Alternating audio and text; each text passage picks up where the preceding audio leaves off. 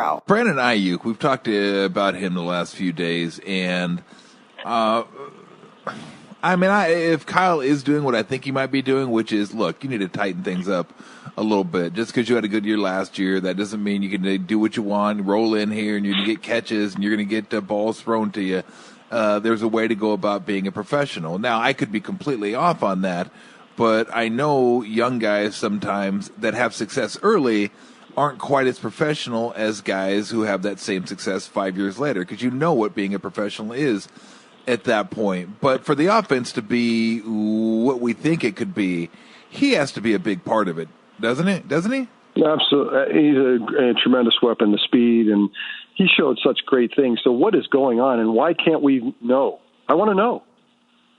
I want to know what's happening. Was he just being punished because of that? What you're saying, he just didn't like his style point. For me, if it's as small as you're describing there, you can make your statement to somebody in a quarter or a half, put them on ice, and let them know that it doesn't work, and they respond. This feels like what are we doing? I know that they're obviously not going to answer my question because people have asked it 1,000 times, but. There's no question that Brandon Aiyuk is a big part of any chance they have to get to the Super Bowl. And maybe, who knows? Kyle he's got a sharp knife. I talked about Bill Walsh when you go meet with him and you walk away thinking, I thought it went pretty well, and you got blood dripping down, you don't know how it happened. Kyle's the same way. Like, Kyle will come across, hey, looking good, great, but then all of a sudden you're not playing. I don't mind Kyle having a sharp knife, and I use that absolutely metaphorically.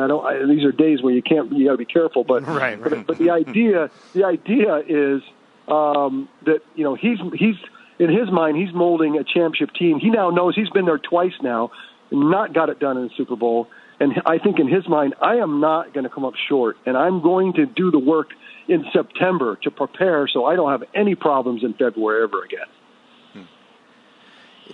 I want to know too with the Aiyuk thing, because it's like, what's the deal? You traded up in round one.